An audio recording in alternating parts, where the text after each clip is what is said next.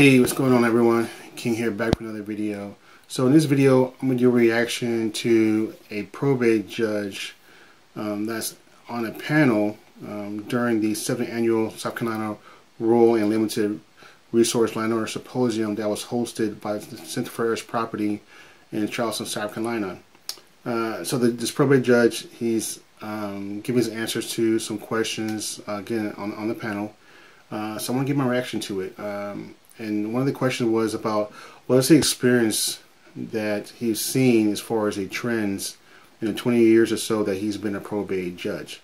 So in the video you can see the introduction to the judge, and then the lady that's hosting the panel and ask him some questions, or ask him a question, and then we're going to jump right into his answer, and followed by a Q&A.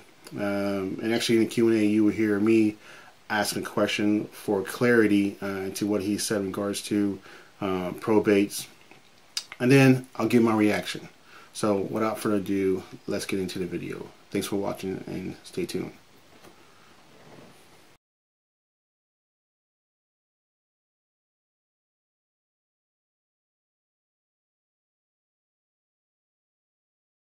Good afternoon. I am Brianna Bogan, Director of Legal Services, again, back at you. I will be moderating the judge's discussion today. I have the pleasure of introducing the esteemed Berkeley County Probate Judge, Honorable Keith Conarns. And Judge Conarns was admitted to the South Carolina Bar in November 1975. He began the private practice of law in North Charleston in the same year. He served as municipal judge for the city of Hanahan from 1990 through 1994. And he is also a former member of the Charleston County Board of Variances. So I would like everyone to welcome Judge Conarns. Thank you for that introduction.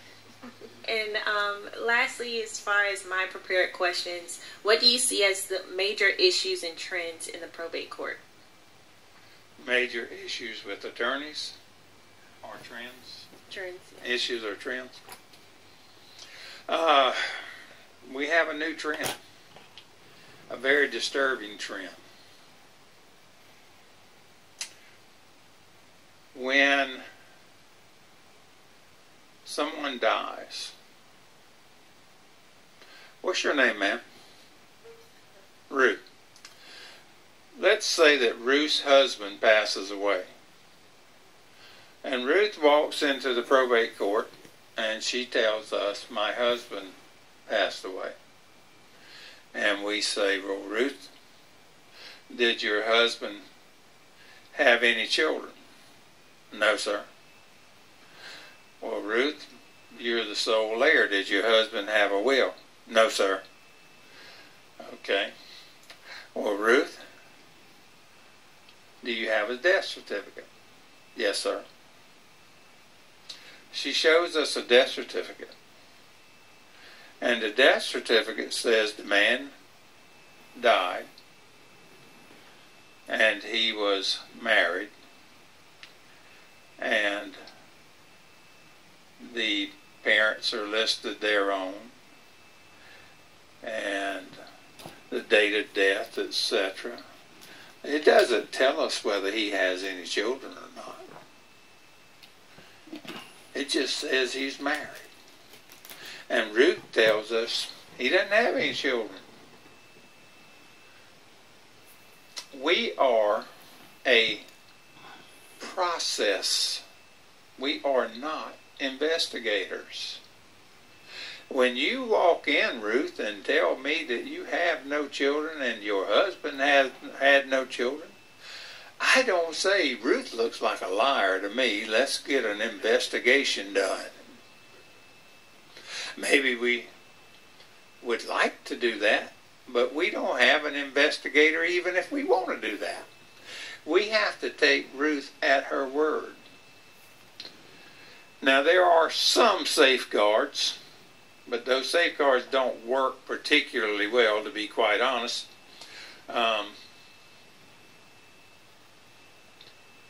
There are a lot of reasons they don't work very well. And one of the things that I'm sure all of you are aware of, whether you think about it on a daily basis or ever or whatever, I don't know, but did y'all know that we are a very mobile society? You know, I feel almost like I am out of step with society because I've pretty much lived in one spot my whole life. I did move from here to Columbia for 7 years to go to school, but as soon as I finished school, I came right on back here where I started, and that's just not the norm anymore in our society. We are a very mobile society. And one of the things that we find out is that before Ruth married her husband, he was married to somebody at a young age and had 3 children. And Ruth really doesn't have a relationship with those 3 children. Matter of fact, they called her the other woman that wrecked their father's marriage to their mom. They're not real fond of her. And they live in New York, Detroit, and California, and they don't have much to do with her or Dad, and they don't know squat. And so when Ruth comes in and says he had no children, there's a good chance she's going to get away with that for a while. But eventually it would probably come out. We have a case pending in our court that was started 2 weeks ago that fits the description I just gave you, and the man died 10 years ago. So it took 10 years for one of his own children to figure out that Dad died 10 years ago, and we need to find out what happened to Dad's property. That's how things get when you have steps and you have people moving, etc. I can tell you that things are changing, and I don't know that I could tell you why this is transpiring, but I've had the privilege of being there 20 years. For 18 and a half of those 20 years, to the best of my knowledge, we had one person who came in the court, lied about who she was, got somebody's property and hit the road and has never been seen since. Now, in that case, it really and truly wasn't that big of a deal. Everything he had probably was worth less than $1,000. And maybe she earned it or deserved it because she did take care of having him buried, etc. And nobody else did anything for him. One time, as far as I know, in 18 and a half years. In the last year and a half, we have had 4 people who came into the probate court in Berkeley County and said, I am, and he or she does not have. Point blank lies, and they weren't mistaken. They knew who the other people were. They not only knew who they were, they had been in touch with those other people. They flat out just lied. Now, fortunately, in those 4 cases, and of course, if this hadn't happened, I wouldn't be telling this story today because we wouldn't know we had those 4 cases. We would only know about 1. But fortunately, in 3 of the cases, somebody else came in a short period of time before everything was gone and said, hey, my dad died. I need to open an estate. What's his dad's name? When they tell us, we say, oh, he's got an estate open. His daughter opened an estate. He doesn't have a daughter. Well, there's a lady here that says she's his daughter. He says, that's my cousin. She's trying to steal my property. Turns out he was telling the truth. He lived in New York. But that happened in a relatively short period of time, so it got stopped before it got too far. Now, the fourth one, it got stopped before it got that far. But it's a good illustration of how people in our society have changed and how brazen the crooks have become. We had a gentleman who came in, his son had been murdered. And he said that his son was unmarried and had no children, and that the boy's mother was deceased, and that he was the sole surviving heir.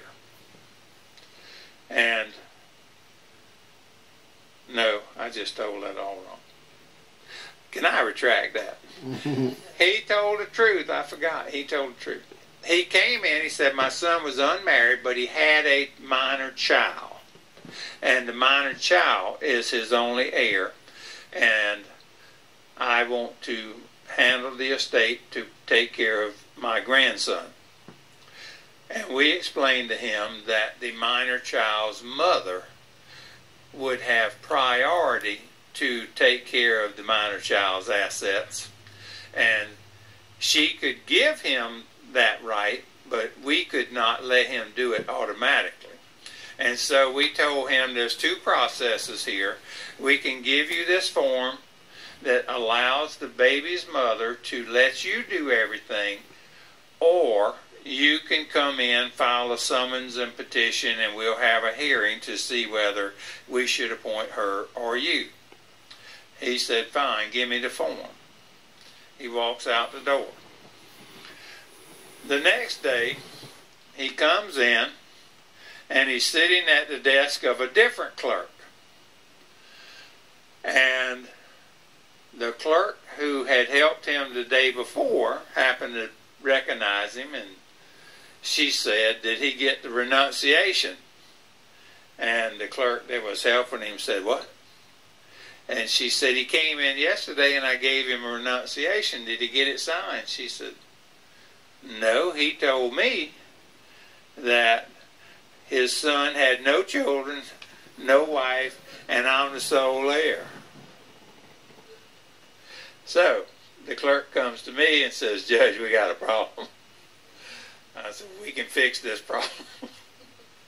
So I had a deputy go pick him up, and we took away all of his paperwork so that he was not able to use it and go get money out of the bank accounts, etc., because he was only appointed for about 30 minutes before we had him picked up and brought back to court.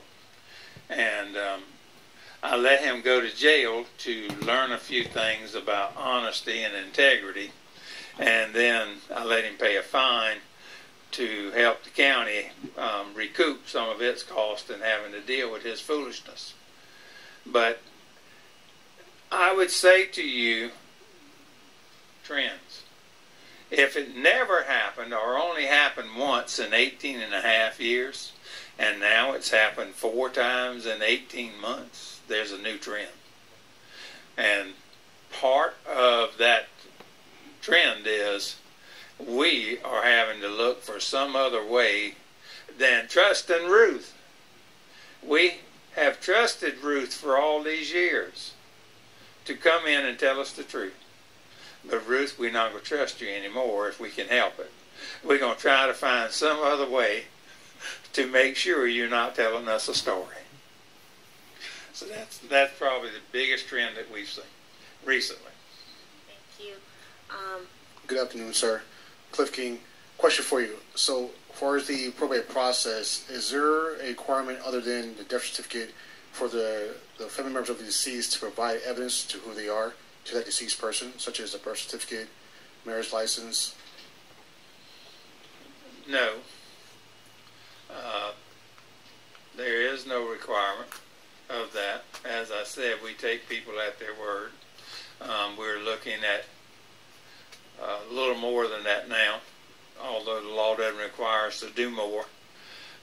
One of the things we started doing is, in addition to the death certificate, we require that we see the obituary because generally in an obituary it would identify, even if it doesn't name everybody, at least it identifies whether or not the person had brothers, sisters, children, or whatever. So, okay, you heard the judge speak about the trends, right? Some of the trends that he's experienced in the last 20 years, and tell the story of the lady who had, the husband that died, and then the gentleman came in about his son that was murdered, and that he was, he was the sole heir, but he had one child, and it was between either him being appointed as the executor of the estate or the mother of his deceased son's child. But the probate judge gave him a form, I guess he used the proper term, renunciation, right, to be filled out by the mother of the baby, his son's child, to determine whether or not she's going to give it to him or she's going to have first rights to take care of her son's estate by way of his father, deceased father. Excuse me. So he came in. He tried to, he came in. Well, I guess he tried to, but he was successful in acquiring his son's estate, the bank accounts and everything else. But once the probate judge found out what had happened, what had transpired, that they corrected it, right, by having the sheriff pick him up and take back the documentation, giving him rights to his deceased son's estate. And he said in the end that these are the trends, that the crooks are being more, I guess, brazen is a word he used. Could be wrong, but I take it as being more creative in trying to acquire a deceased person's estate, and it means of the probate. Now, my take on it is a different story for going to court, but the probate is the first step, especially if the individual has died, a family member has died, within 10 years. Anything past 10 years is no longer a probate. Well, it still could be a probate issue, but if it's about heirs property, this is something that has to go to the court. The quiet of title has to go through the court. Now, you're asking the court to probate someone's estate, and you know who the heirs are, you know who the family members are, and it has been 10 years or more than 10 years. You still need a lawyer to do that. You still need to make sure you're following the rules and laws and do things in proper, decent, good order. But to quiet a title to someone's estate, yeah, you definitely gonna need a new lawyer and file that through the court. But going back to what he was saying, and me asking that question about, was there anything required by law for a person to come forward and say, I am an heir of this individual, this deceased person, and then providing proof like a birth certificate, death certificate, marriage license, whatever case may be? He said, no, there's nothing required by a law. However, they're asking for more than just a death certificate now. They're asking for obituaries. And that's important because, again, you got to stop these people from committing a fraud. Right? I mean, someone can come up to the probate judge and say, I'm a direct descendant of this individual, without no proof of it. That's, to me, just blows my mind that is allowed to happen. That it does happen. But more so, it happens in court. Now, again, if you understand my experience, you see my videos, you watch my videos, you understand where I'm coming from. There's individuals that claim to be living heirs descendants of my second great grandfather, Washington James, and they provided no proof. But prior to them saying it, they had an interest in the property when they sued members of my family, two children of my grandmother, two of my grandmother's children, and some of her nieces and nephew and cousins, which are my aunts, uncles, cousins, my mother's cousins.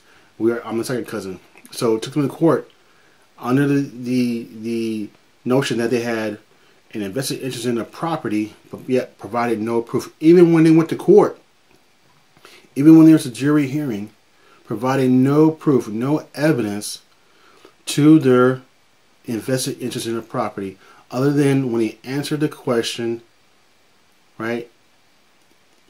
Part of the defendant's interrogatories, answering questions, providing a limited, I don't know how accurate it is, but a limited family tree showing their lineage to the original owners, or alleged original owners, or people. Hey, here's how we had invested interest in the property by way of these people. And based on my research and research of my family already knew the truth. They were not heirs to those individuals, because some of the individuals married into our family.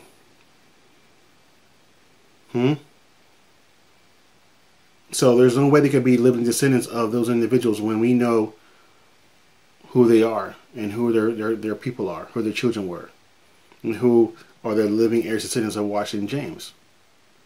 But yet it's happened. Again, he talked about people coming in there saying who they are when they're not, committing fraud. But yet I was called a fraud. I'm a fraud. I committed fraud. I submitted fraudulent documents to the court that me and my family, my James family, had no business going before the court to acquire the title. But yet these individuals had filed a lawsuit against members of my family for their transgressions, and claimed that they had invested interest in the property to do so. Until I got involved, and I challenged, me personally, I challenged their interest in the property. I challenged them. And again, everybody had opportunity to come forward, and I don't believe the gentleman said it in this snippet of his answer to the question. But you know, people don't want to come forward, they want to participate. That's on them. That was on them. But he said it. We're a mobile society now. People are now leaving the nest. They're branching out. Everybody's branching out, going to where their job's at, to establish a new life. We either go to college, get a job, whatever case may be. And that's the same thing happened with members of my family. The living, heirs, descendants of Washington James, his grandchildren and his great-grandchildren have moved out of the state of South Carolina, have moved to other parts of America, right, for work, for college, for whatever case may be, and establish a family. And they come back here so often to visit family, because this is where they all started. But yet, you know, I'm wrong for this, I'm wrong for that, my family's wrong for this, I'm wrong for that, I'm a liar, I'm a fraud, I committed fraud, I'm trying to steal the property, I'm trying to destroy the property. But yet, the gentleman said it. The people are getting more brazen, are finding more creative ways, right, to major issues and trends.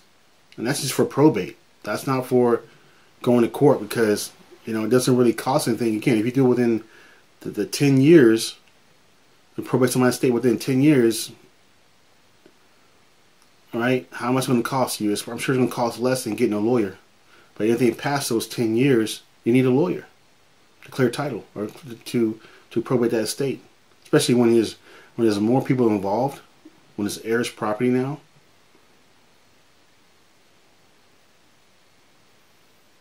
It's just unfortunate that this is where we at in today's society, that people do not respect the rule of order, rule of law, and they think they have the right to go do so, right? But yet, I just want to show this video and give my thoughts on the subject. You know, I didn't explain, but I went to this symposium. You know, again, I'm a WCA, which stands for a Wilderness Community Advocate. So I've been supporting the Center for Heirs Property for the past 2 years.